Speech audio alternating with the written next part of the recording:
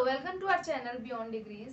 So basically we have completed SSD, OSD. हमने OSD complete कर लिया, SSD कंप्लीट कर लिया, हमने हिस्ट्री देख ली ट्रांसपोर्ट की, हमने कैम्बर देख लिया, कर्व क्या होता है, शोल्डर क्या होता है, तो हम बहुत कुछ कवर कर चुके हैं. तो एक टॉपिक रह गया था उसमें जो है ISD, इंटरमीडिएट साइड डिस्टेंस. जैसे कि नाम बता रहा है, SSD क्या था कि हम सामने कोई ऑब्जेक्ट आएगा, इस तरीके से डिस्टेंस गिवन हो हमें कि हम ब्रेक को अप्लाई करें और हम ऑब्जेक्ट से कोलाइड होने से पहले हमारी व्हीकल स्टॉप हो जाए. तो जो डिस्टेंस इस चीज़ के लिए कि ऑब्जेक्ट दिखे, हमने ब्रेक अप्लाई किया और उससे कोलाइड होने से पहले जो डिस्टेंस हमें कवर करनी होती है कि मतलब ब्रेक लगाया और वेलोसिटी 0 हो जाए, व्हीकल हमारे स्टॉप हो जाए, उस डिस्टेंस को हमने SSD बोला था. लेकिन वहीं हम क्या है, हम बहुत फास्ट स्पीड से आ रहे हैं, सामने एक व्हीकल स्लो स्पीड से चल रहा है, तो हमने उसको ओवरटेक करने के लिए जो डिस्टेंस चाहिए उसे हमने, और सामने से अगर कोई व्हीकल आ रहा है और उससे हम कोलाइड ना हो, तो मतलब ओवरटेक भी कर रहे हैं और सामने वाले व्हीकल से कोलिजन भी ना हो, जो डिस्टेंस उसके लिए रिक्वायर्ड थी उसे OSD बोला था. तो वहीं पे एक इंटरमीडिएट डिस्टेंस आता है, वो इतना इंपॉर्टेंट पहले तक नहीं था, लेकिन ये 2020 में उस पर क्वेश्चन आ गया था. तो ISD क्या होता है? इंटरमीडिएट जैसे कि नाम से पता है, OSD और SSD के बीच की कोई डिस्टेंस. तो ISD का फॉर्मूला आप याद रखेंगे, जो कि होता है ISD is equals to twice SSD. अब SSD क्या है हमारा? Sight distance, sight stopping sight distance, stopping sight distance, correct. वहीं पे हमारा ISD क्या है? Intermediate sight distance. तो मैंने आपको SSD कैसे निकालते हैं ये बता चुकी हूँ, तो बस बहुत इजी है. पहले SSD निकाल दो, उसमें 2 का मल्टीप्लिकेशन कर दो, तो तुम्हें क्या मिल जाएगा? ISD. बस यहीं तक का है.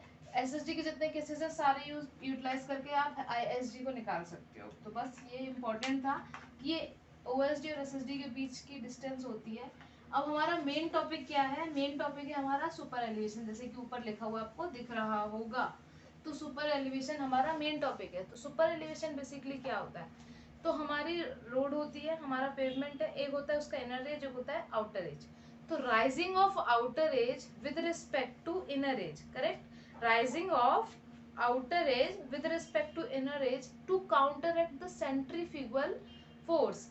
अब हम अगर एक सर्कुलर पाथ पे मूव कर रहे हैं तो एक फोर्स लगता है, जो हमने बहुत पहले भी पढ़ा है. क्या होता है? वो सेंट्रीफ्यूगल फोर्स हमारा आउटवर्ड डायरेक्शन में लगता है.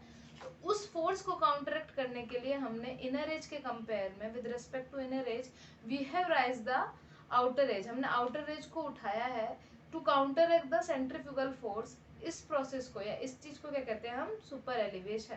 तो हम लिख लेते हैं क्या है? Rising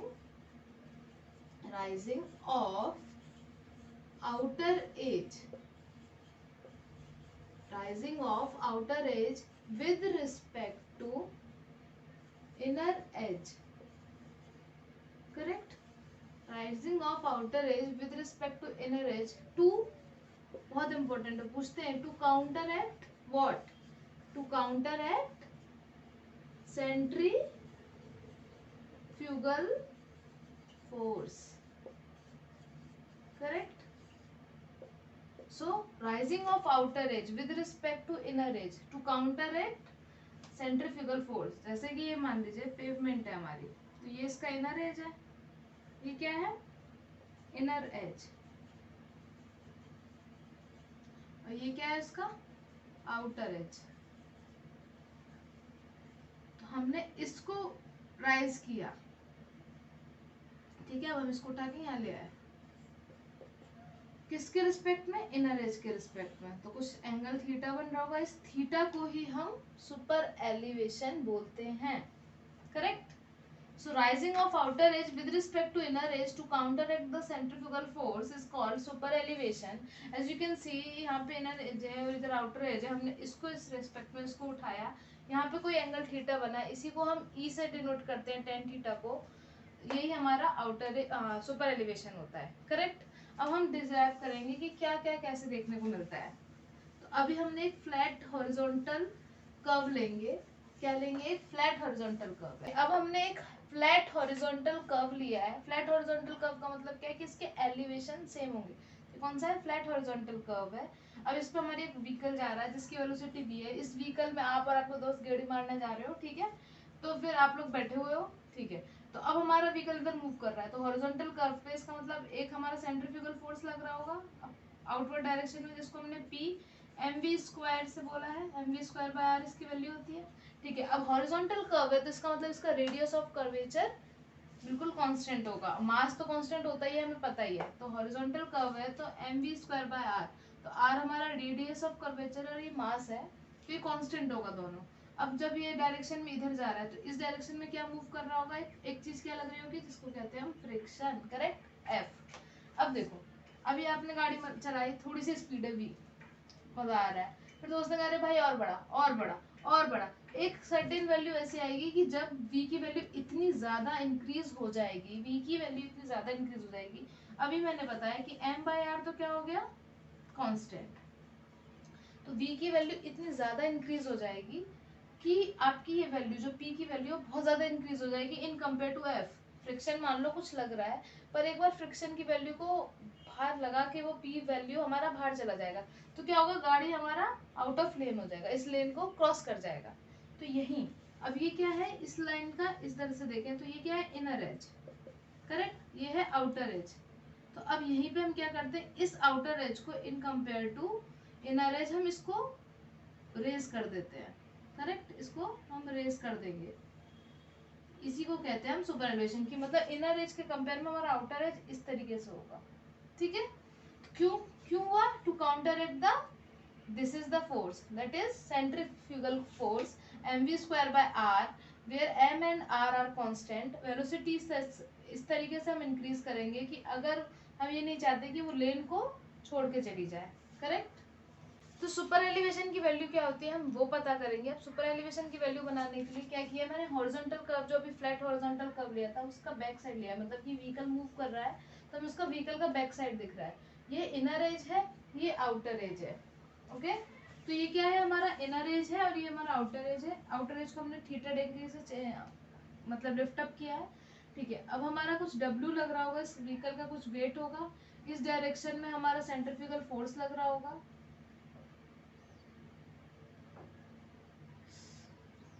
okay. आउटर एज आपको पता है। फिर इस डायरेक्शन में हमारा कुछ सेंट्रीफ्यूगल फोर्स लग रहा होगा जिसकी value mv square by r होगी, करेक्ट, ठीक है। तो अब हम अगर रिजॉल्व कर रहे हैं, अब इस डायरेक्शन में लग रहा है तो रिजॉल्व करेंगे W का, तो इस ये थीटा है तो ये भी थीटा, ये थीटा, तो इधर क्या लगेगा? W cos theta. और जिस साइड हमारा थीटा बनता है तो हमारा परपेंडिकुलर क्या हो गया? W cos theta. और इस डायरेक्शन में क्या लग रहेगा? W sin theta, correct. वैसे हमारा ये कुछ एंगल बना रहा होगा थीटा P, जो P क्या हमारा सेंट्रीफ्यूगल फोर्स, तो इधर क्या लग रहा होगा? P cos theta, correct. और इस डायरेक्शन में क्या लग रहा होगा हमारा? P sin theta. अब गाड़ी हमारी मूव कर रही है तो कुछ फ्रिक्शन भी लग रहा होगा, तो फ्रिक्शन किस डायरेक्शन में लग रहा होगा? इधर, करेक्ट। इधर हमारा लग रहा है फ्रिक्शन, जिसको हमने कैपिटल F से शो किया है। फ्रिक्शन क्या होता है हमारा? Coefficient of friction into normal reaction. अब आप बताओ कि ये यहाँ पे जो हमारा वेट इधर लग रहा है, वेट का कंपोनेंट इधर है और ये P sin थीटा, तो हमारा नॉर्मल कितना होगा?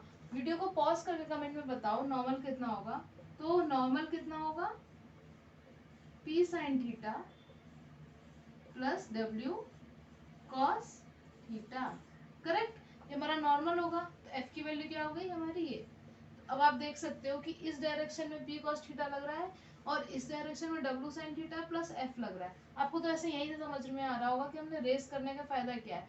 पहले P को कौन हैंडल कर रहा था? बस F, लेकिन अब P cos थीटा को दो कंपोनेंट हैंडल कर रहे हैं, W sin theta plus F, ठीक है।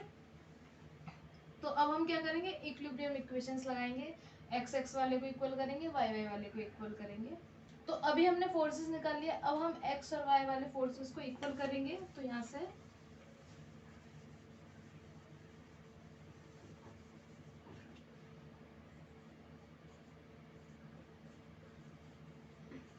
तो अभी हम x वाले को देखेंगे तो क्या होगा?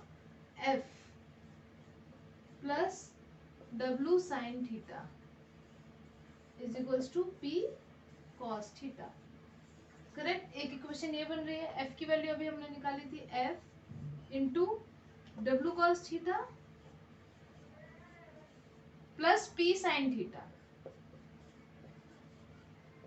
ये तो हमारे F की वैल्यू है, which will be plussed bye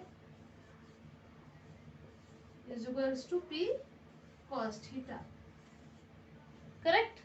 तो ये हमारा हो गया P W cos, हमने F की वैल्यू पुट कर दी, W sin थीटा रख दिया, P cos थीटा।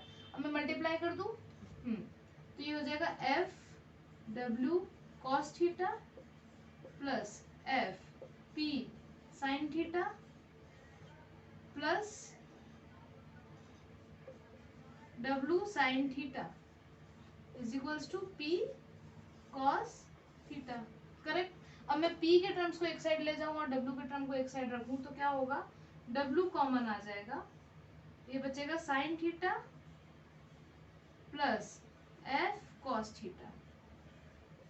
यहाँ पे मैंने इसको इन दोनों को एक साइड रखा और W कॉमन ले लिया, तो sin theta plus F cos theta. इधर लेके गए P कॉमन ले लिया, तो क्या हो जाएगा cos theta minus F sin theta. Correct. यहाँ तक समझ में आया? क्या किया अभी, एक्स साइड की इक्वेशंस को इक्वल किया, जो कि क्या है F plus W sin theta. Friction इस डायरेक्शन में लग रहा है, ये आपको दिख रहा होगा, और W sin थीटा ये एक डायरेक्शन में है, P cos थीटा उस डायरेक्शन में। इन दोनों को इक्वल किया क्योंकि हमने अभी इक्विलिब्रियम में माना, ये नहीं कि इधर शिफ्ट हो गया इधर शिफ्ट हो गया। तो F की वैल्यू जो फ्रिक्शन की वैल्यू थी पुट की, W cos sin theta put किया, फिर F की और W के टर्म्स एक साइड लिए, P के टर्म्स एक साइड लिए और कॉमन ले लिया, तो इक्वेशन एक ये आ गई। करेक्ट। अब इक्वेशन ये आ गई, तो मैं इससे क्या कर सकती हूँ,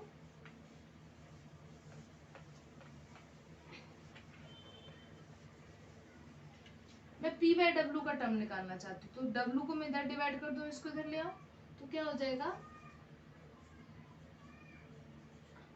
तो P by W is equals to P इधर है W इधर है, तो इसका मतलब ये इधर आएगा, तो sine theta plus F cos theta upon cos theta minus F sin theta. Correct.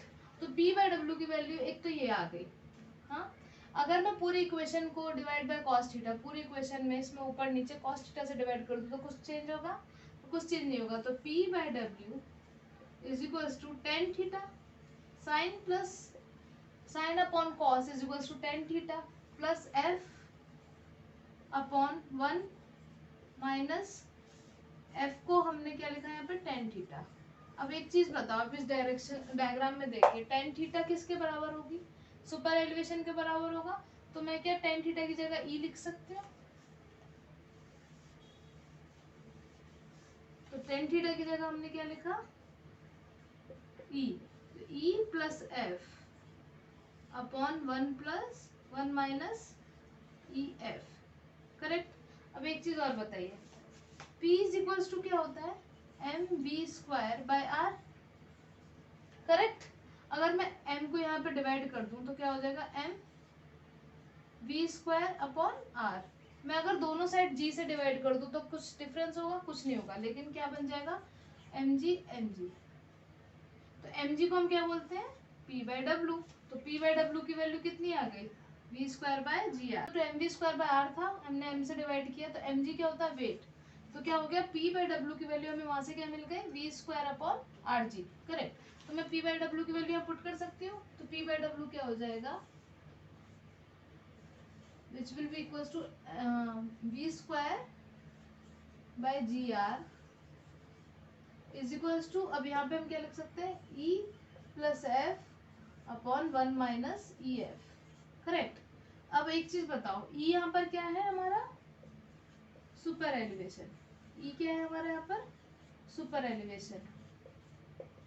और f की वैल्यू क्या है हमारे यहाँ पे, e क्या है हमारा, सुपर एलिवेशन, f की वैल्यू क्या है हमारा, लेटरल फ्रिक्शन।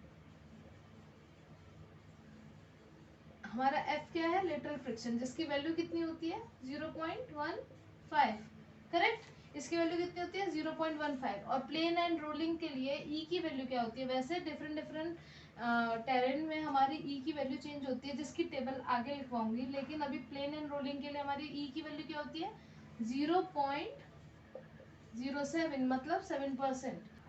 ई की वैल्यू प्लेन टेरेन के लिए क्या हो जाएगी 0.07, और लेटरल फ्रिक्शन की वैल्यू कितनी 0.15। तो करेक्ट। अब यहाँ से आप ई इंटू एफ की वैल्यू निकालो, ये आपको पता करना है कि ई इंटू एफ की वैल्यू क्या होगी, पता करके कमेंट बॉक्स में लिखो। उसके बाद जब आप निकाल लोगे तो इसको इससे माइनस करना, 1 माइनस ई एफ, जैसे यहाँ लिखा है।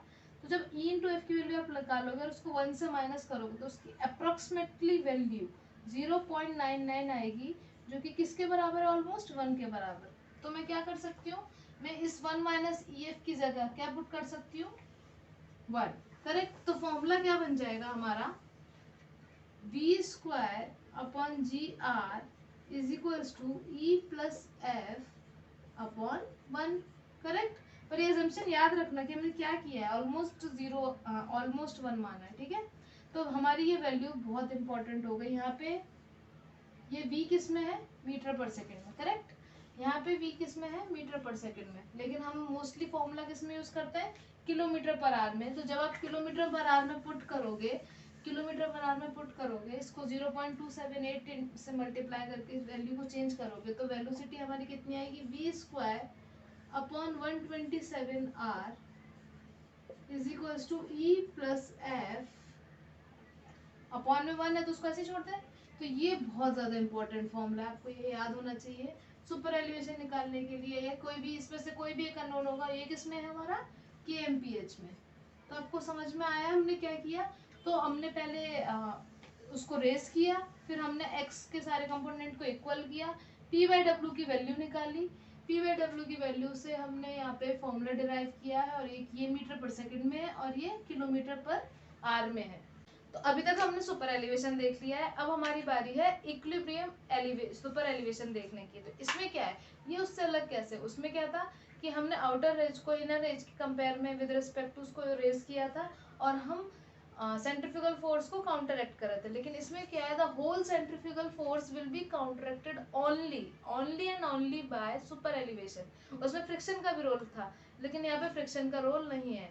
यहाँ पे क्या है कि हम ई मैक्स की वैल्यू देख रहे हैं, कि अगर फ्रिक्शन रोल में नहीं हो तो हम अपने सेंट्रीफ्यूगल फोर्स को किस तरीके से काउंटरएक्ट कर सकते हैं with respect to super elevation. तो उसी को हम क्या बोलते हैं, इक्विलिब्रियम सुपर एलिवेशन। तो अब इसमें क्या करेंगे, हम फ्रिक्शन को कंसीडर नहीं करेंगे।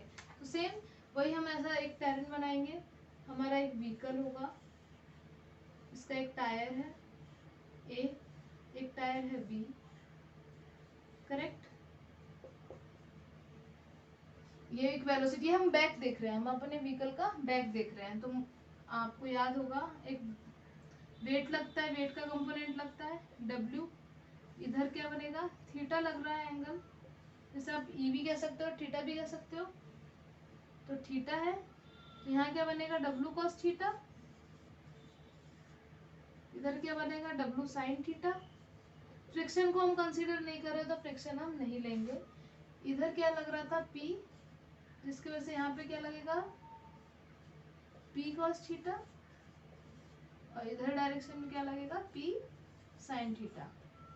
इतना समझ में आया। करेक्ट। तो अब हम क्या करेंगे, वही इक्विलिब्रियम करेंगे। तो पहली इक्वेशन क्या बन रही है, P cos theta is equals to W sin theta. इसको इक्वेशन 1 मान लिया। करेक्ट। पहली इक्वेशन क्या बन रही है, P cos theta is equal to W sin theta. अब हमारा रिएक्शन लगेगा, भाई फ्रिक्शन नहीं था, अब इसमें फ्रिक्शन को कंसीडर नहीं कर, तो एक हमारा टायर ए है, एक हमारा टायर बी है, तो इसकी वजह से कुछ रिएक्शन लग रहा होगा। तो रिएक्शन लग रहा होगा, मैं यहाँ पे दिखा रही हूँ टायर को, ए और ये बी, इनकी वजह से कुछ रिएक्शन लग रहा होगा, जिसको हमने आर ए नाम दिया है और इनको हमने आर बी नाम दिया है। अब इनके बीच की डिस्टेंस कितनी मानी हमने, बी। करेक्ट। इनके बीच की डिस्टेंस क्या मानी है, बी।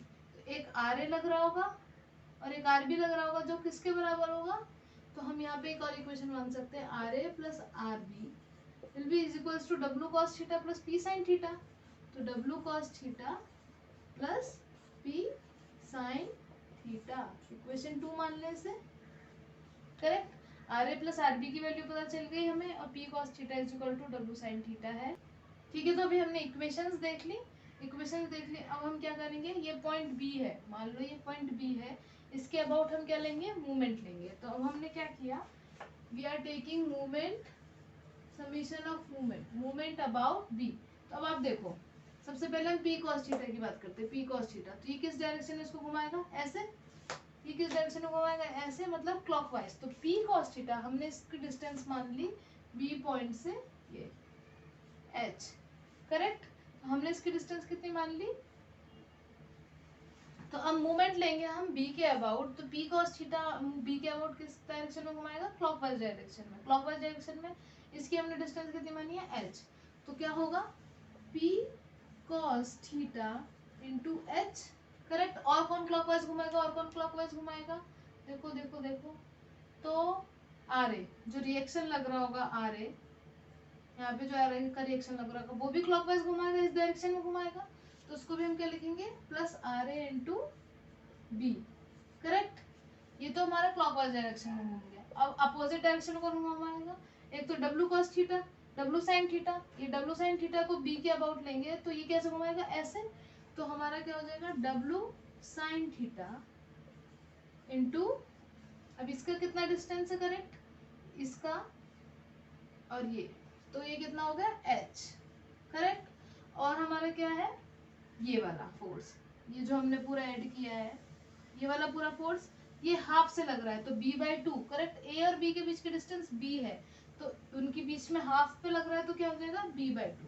तो आएगा plus p sine theta plus w cos theta into b by two, correct. b by two, फिर से एक बार देख लो, p cos थीटा ने क्लॉकवाइज घुमाया और आर ए ने क्लॉकवाइज घुमाया। कोई कोई सोच रहा होगा हमने आरबी को कंसीडर क्यों नहीं किया, तो भाई फोर्स उसी लाइन ऑफ एक्शन से पास कर रहा है जिसके अबाउट हम मूवमेंट ले रहे हैं, तो उसकी परपेंडिकुलर डिस्टेंस क्या हो जाएगी, भाई मूवमेंट क्या होता है, फोर्स इनटू परपेंडिकुलर डिस्टेंस, तो वो जीरो हो जाएगा, इसलिए आरबी को कंसीडर नहीं किया।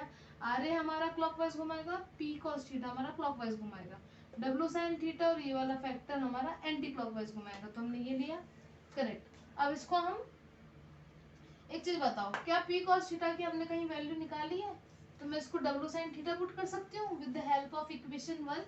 तो हमने पी कॉस थीटा की जगह क्या पुट कर देंगे, W sine theta into H, correct, ठीक है। और क्या हमने W cos theta plus P sine theta को कुछ माना है, ये क्या हमने इसको कुछ माना है, तो इक्वेशन 2 की हेल्प से इसकी जगह हम क्या लिख सकते हैं, R A plus R B.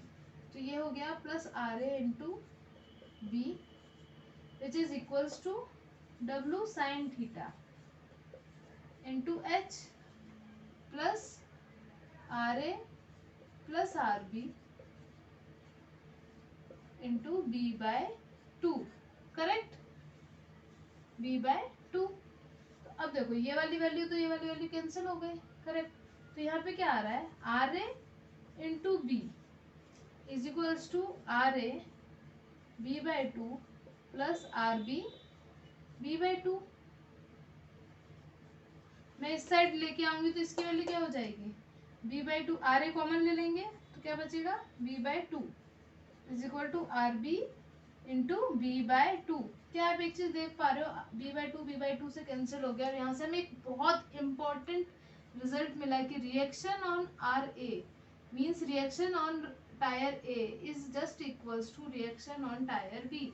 इससे क्या पता चलता है, क्वेश्चन में ऐसे नहीं बोलेगा कि इक्विलिब्रियम सुपर एलिवेशन निकालो, क्या करेगा, एफ की भी वैल्यू देगा, फ्रिक्शन को कंसिडर करने को पूरी वैल्यू दे देगा, पर वहाँ पे एक स्पेशल स्टेटमेंट लिखा होगा कि it is driving in such a way that the reaction on tire A is just equals to reaction on tire B। बस यही कंडीशन अगर आ जाती है, ये कंडीशन जैसी आती है, इसका मतलब हमको क्या निकालना है, इक्विलिब्रियम सुपर एलिवेशन की वैल्यू निकालनी है, जहाँ पे फ्रिक्शन को कंसीडर हमें नहीं करना, पूरा सेंट्रीफ्यूगल फोर्स को हमें किसके द्वारा काउंटरएक्ट कराना है, सुपर एलिवेशन के द्वारा, ठीक है, ई की वैल्यू के द्वारा हमें काउंटरएक्ट कराना है। तो यहीं से मुझे पूरा प्रूफ करा कि ये इंपॉर्टेंट दिखाना था कि R A is equals to R B. तो आपको समझ में आ गया होगा, हमने एक्स के डायरेक्शन में एक इक्वेशन ली, वाई के डायरेक्शन में एक इक्वेशन ली, मूवमेंट अबाउट बी लिया, क्लॉकवाइज डायरेक्शन को एक साइड लिया, एंटी वाई क्लॉकवाइज डायरेक्शन को दूसरी साइड लिया, फिर हमने जो रिएक्शन की वैल्यू थी उसको पुट कर दी, सॉल्व कर दिया, R A is equal to R B आ गया। यहाँ पे प्रूव करने को बिल्कुल नहीं पूछेगा, पर ये बताना था कि कैसे होता है। तो आपको यहाँ पे पता चल गया कि सुपर एलिवेशन की वैल्यू जब हम बस उसको कंसिडर करते हैं, तो जो रिएक्शन ए पे, जो टायर पे जो ए पे रिएक्शन है वही हमारे बी पे रिएक्शन होगा, तब हमें इक्विलिब्रियम सुपर एलिवेशन की वैल्यू निकालनी है। तो बस कुछ नहीं, फिर तो क्या है, हमने ये फॉर्मूला पढ़ा ही है, E plus F is equals to V square upon 127R, जिसमें हमने f की वैल्यू को 0 कर दिया, तो E इक्विलिब्रियम की वैल्यू हमें कितनी मिल गई, we square plus upon 127R, जहाँ पे R हमारा रेडियस ऑफ कर्वेचर है, जो कि हमेशा हमारा मीटर में रहेगा, और ये हमारा kmph में है। E की वैल्यू हम निकाल लेंगे। तो आई होप यहाँ तक आपको समझ में आया होगा। तो सुपर एलिवेशन और इक्विलिब्रियम सुपर एलिवेशन कंप्लीट होता है, और कोई भी डाउट होगा तो आप कमेंट सेक्शन में लिख सकते हो, और कुछ भी अगर आपको अलग पढ़ना है तो उसको भी कमेंट सेक्शन में लिख सकते हो, मैं उस पर भी वीडियो बना दूंगी। So thanks for watching and keep sharing.